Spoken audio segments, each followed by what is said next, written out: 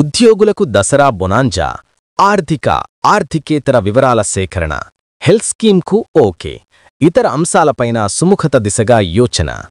దసరా నాటికి తెలంగాణ ప్రభుత్వ ఉద్యోగులకు మరిన్ని మెరుగైన విధానాల కల్పన దిశగా ప్రభుత్వం చర్యలు తీసుకుంటోంది.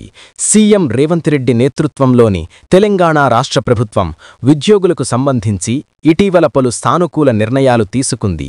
పెండింగ్లో ఉన్న 2 డిఏ బకాయిలను చెల్లించాలని నిర్ణయించడం, ప్రభుత్వ ఉద్యోగుల కోసం కొత్త ఆరోగ్య బీమా పథకాన్ని ప్రవేశపెట్టడం, అలాగే పెండింగ్ బిల్లుల చెల్లింపుల కోసం 700 కోట్లు విడుదల చేయడం వంటివి ఇప్పటికే చర్చల దశలో ఉండగా, ఇక వీటిని దసరా పండుగకు ప్రకటించే అవకాశం ఉంది. త్వరలో మరో డిఏ, పీఆర్సీలపై కీలక నిర్ణయం తీసుకోనున్నట్టు తెలుస్తోంది. ప్రభుత్వ తాజా నిర్ణయాలతో ఉద్యోగుల ఆర్థిక ప్రయోజనాలు మెరుగు కావడంతో పాటు పాలనలో మరింత మెరుగైన సేవలు ప్రజలకు అందనున్నాయి. ఉద్యోగుల కుటుంబ, ఆర్థిక, ఆరోగ్య భద్రతకు ప్రభుత్వ చర్యలు తోడ్పడనున్నాయి. ఇక ఎన్నికల్లో హామీనిచ్చినట్లుగా పాత పెన్షన్ పునరుద్ధరణ, ఇతర సానుకూల హామీలకు అయ్యే వ్యయాలు, భారాలపై ప్రభుత్వం ఆరా తీస్తోంది. డిఏ బకాయిల చెల్లింపు. తెలంగాణ ప్రభుత్వం పెండింగ్లో ఉన్న 5 డిఏలలో 2 డిఏ బకాయిలను చెల్లించింది. ఇక కొత్త ఆరోగ్య బీమా పథకాన్ని అందించనుంది.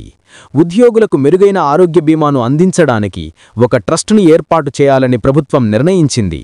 ఇందులో ఉద్యోగులు ప్రభుత్వం చెల్లించే మొత్తాలను జమ చేస్తారు. పెండింగ్ బిల్లుల విడుదల. ప్రభుత్వం ఉద్యోగుల పెండింగ్ బిల్లుల చెల్లింపు కోసం 700 కోట్లు విడుదల చేసింది. అందులో 392 కోట్లు సప్లిమెంటరీ వేతన బిల్లులకు కేటాయించారు. జీవో 317 బాధితులకు శుభవార్తతో రాష్ట్రంలో జీవో 317 ద్వారా ప్రభుత్వ ఉద్యోగులు, ఉపాధ్యాయులను జిల్లాలు, జోన్లకు కేటాయించిన నేపథ్యంలో నష్టపోయిన వారికి ప్రభుత్వం తాత్కాలిక ఉపశమనం కలిగించింది. సొంత జిల్లాలను వదిలి ఇతర జిల్లాలకు, జోన్లకు వెళ్లిన వారికి ఖాళీల లభ్యత ఆధారంగా కోరుకున్న చోట గరిష్టంగా 3 ఏళ్ల పాటు డిప్యుటేషన్పై పనిచేసే అవకాశం కల్పించింది. ఇది 317 జీవో నేపథ్యం. తెలంగాణలో గత ప్రభుత్వ ఆధ్వర్యంలో కొత్త జిల్లాలను ఏర్పాటు చేసింది. ఈ నేపథ్యంలో ప్రభుత్వ ఉద్యోగులను 2021లో జీవో 317 ద్వారా సీనియారిటీ ఆధారంగా ఆయా జిల్లాలకు కేటాయించారు. ఇది సీనియర్ ఉద్యోగులను ప్రభావితం చేయకపోయినా జూనియర్ ఉద్యోగులు తమ సొంత జిల్లాలను వదిలి ఇతర జిల్లాలకు వెళ్లాల్సి వచ్చింది. అప్పటినుంచి స్థానికత ఆధారంగా కేటాయించాలని, తమకు అన్యాయం జరిగిందని రాష్ట్రవ్యాప్తంగా ఉద్యోగులు ఆందోళనలు చేశారు. తాత్కాలిక బదిలీ కాలం పూర్తయ్యాక 317 జీవో వల్ల నష్టపోయిన ఉద్యోగులకు సర్దుబాటు. అప్పటి కేసీఆర్ ప్రభుత్వం స్పౌస్ పరస్పర బదిలీలు నిర్వహించింది. మేము అధికారంలోకి వస్తే జీవో 317 బాధితులకు న్యాయం చేస్తామని కాంగ్రెస్ పార్టీ అసెంబ్లీ ఎన్నికల సందర్భంగా మేనిఫెస్టోలో హామీ ఇచ్చింది. అధికారంలోకి వచ్చాక మంత్రి దామోదర్ రాజనరసింహ చైర్మన్గా మంత్రివర్గ ఉపసంఘాన్ని ప్రభుత్వం నియమించింది.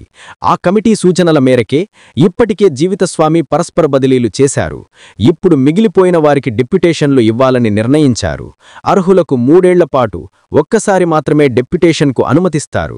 వారి తాత్కాలిక బదిలీ కాలం పూర్తయ్యాక మిగిలిన వారిలో అర్హులు ఉంటే వారికిస్తారు.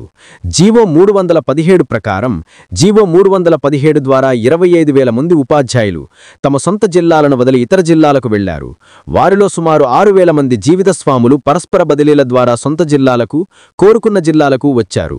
ఇక 19,000 మంది మిగిలి ఉన్నారు. పదోన్నతులు పొందినవారు తప్ప మిగిలిన వారు తాత్కాలిక బదిలీలకు అర్హులు. అదే తరహాలో ఇతర శాఖల ఉద్యోగులు డిప్యుటేషన్లపై 3 ఏళ్ల పాటు కోరుకున్న జిల్లాల్లో పనిచేయవచ్చు.